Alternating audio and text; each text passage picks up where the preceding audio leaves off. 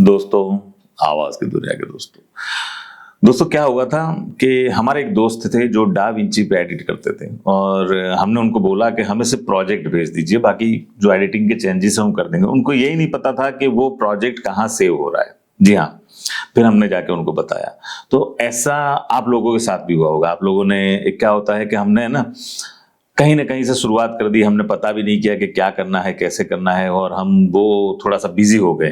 तो आपका computer hang होने लगा, हार्ड डिस्क भरने लगी और आपकी सिस्टम क्रैश हो गई। तो आप लोगों को पता नहीं था कि डिस्क कहाँ मैनेज करनी है, उसका डाटा कहाँ मैनेज करना है। तो आज के एपिसोड में हम आपको सिखाएंगे कि वो डाटा कहाँ से होता है, सॉफ्टवेयर के जरिए हमारा प्रोजेक्ट कहाँ पे हम सेव कर सकते हैं, या उसकी लोकेशन को कैसे चेंज कर सकते हैं। चलिए।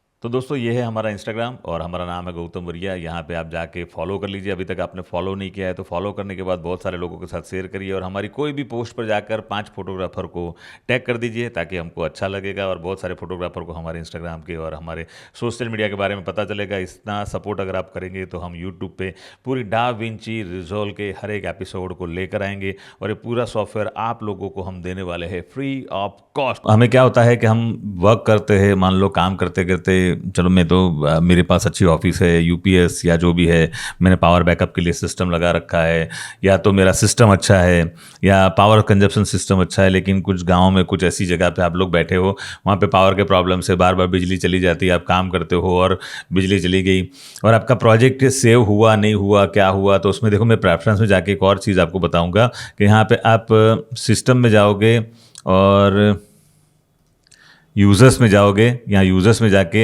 प्रोजेक्ट सेव एंड लोड, यहाँ पे जो लिखा है प्रोजेक्ट सेव एंड लोड, तो परफॉर्म बैकअप एवरी 10 मिनट्स की जगह आपको 5 मिनट करना है। कुछ मत करिए, 5 मिनट कर दीजिए। हर 5 मिनट बाद सेव होगा।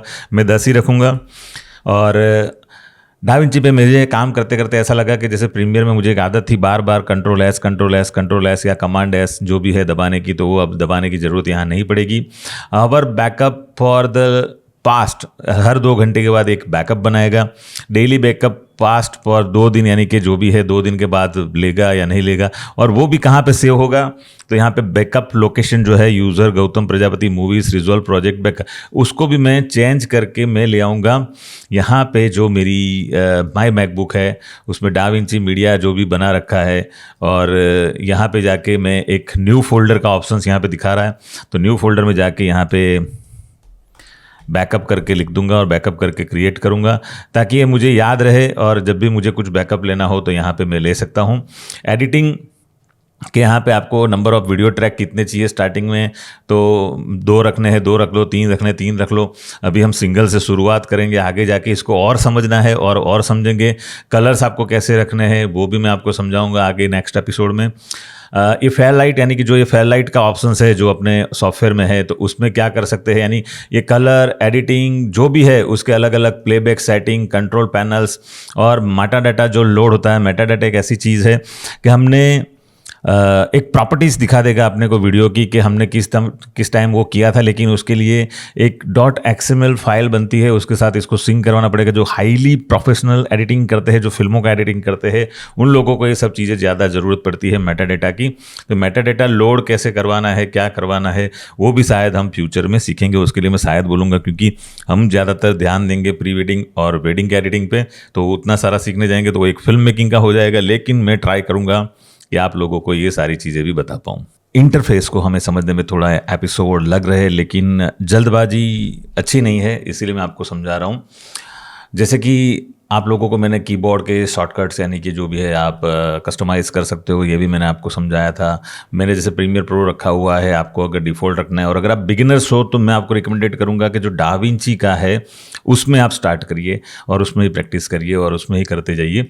लेकिन अब मैं प्रीमियर से मैं वाकिफ़ हूँ, यानी कि मुझे प्रीमियर के काफ़ी सारे शॉर्टकट मुझे याद है, इसीलिए मैंने प्रीमियर का वो किया है। मैं अभी तक प्रीमियर पे ही एडिट करता था और अभी भी करता हूँ, ऐसा नहीं है कि मैंने छोड़ दिया।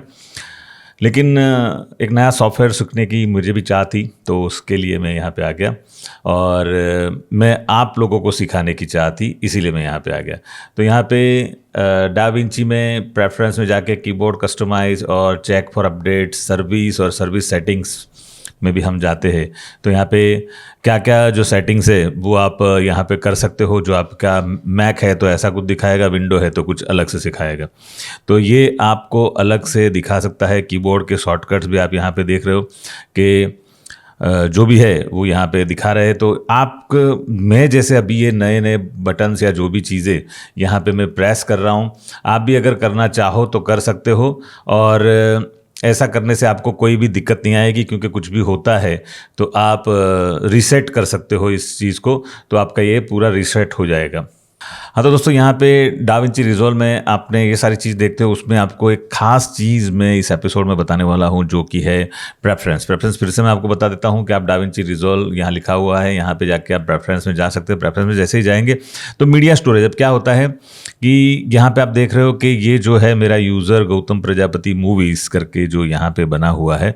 तो मैं सीधी सी बात है कि मैं भी एक बार मेरे फाइंडर में जाऊँगा, फाइंडर में जाके यूज़र में जाके गौतम प्रजापति में जाके और मूवीज़ में जाके मैं यहाँ पे देखूँगा तो काफ़ी सारी वीडियोस यहाँ पे, जैसे कि 4K वीडियो डाउनलोडर से मैं कुछ डाउनलोड करता हूँ तो वो वीडियोस भी यहाँ पे है। टीवी, एनीडेस्क, कैच क्लिप्स और रिजॉल्व प्रोजेक्ट। तो ये जो कैच क्लिप्स और रिजॉल्व प्रोजेक्ट है, अगर मैं इसका इन्फो चेक करता हूँ तो आप देख रहे हो कि यहाँ पे अभी तो मैंने ज़्यादा काम नहीं किया है, इसलिए ज़्यादा जगह नहीं घेर रहा है, तो ये कम जगह घेर रहा है। लेकिन ये क्या होगा, जैसे जैसे मैं इस पर वर्क करता जाऊँगा तो ये कैच क्लिप्स जो है, कैच क्लिप्स ज़्यादा जगह घेरती जाएगी। इसका ऑडियो है, यूज़र है, वॉल्यूम है, या जो भी चीज़ें हैं, यहाँ फाइलें बनती जाएगी और एक दिन मेरा कंप्यूटर हैंग होने लगेगा। तो उसकी जगह मैं यहाँ पे इसको ऐड या रिमूव कर सकता हूँ। तो मैं ऐड करना चाहूँ तो यहाँ पे ऐड पे जाऊँगा और वहाँ जाके मेरी कोई और अलग हार्ड ड्राइव है, जैसे लाइक मैं मैकबुक में एक बार सिलेक्ट करता हूँ और वहाँ पे जाके एक न्यू फोल्डर बना के भी मैं यहाँ पे कर सकता हूँ। तो पहले मुझे फ़ोल्डर बनाना पड़ेगा। यहाँ पे जाके राइट क्लिक करके कोई भी नए फ़ोल्डर का ऑप्शंस नहीं आ रहा है, या तो ना यहीं कहीं दिखा रहा है नए फ़ोल्डर का ऑप्शन, तो मैं मेरे फाइंडर में जाके वहाँ पे जाके मेरा जो हार्ड ड्राइव है माय मैकबुक, उसमें जाके मैं न्यू फोल्डर बनाऊँगा कि da Vinci media catch file, और ये मैंने बना दिया। स्पेलिंग मिस्टेक हो सकते हैं, मेरा इंग्लिश इतना अच्छा नहीं है। तो यहाँ पे सबसे ऊपर वाला फोल्डर आ गया, तो यहाँ पे मैंने करके ओपन कर दिया। तो ये आप देख रहे हो कि दोनों पे टिक लगा रखी है, तो दोनों की जगह मैं एक को बंद कर दूंगा और एक को ऑन कर दूंगा। तो सारी जो चीज़ें होगी वो यहाँ पे अभी मीडिया स्टोरेज पे वहाँ लोकेशन होने लगेगा।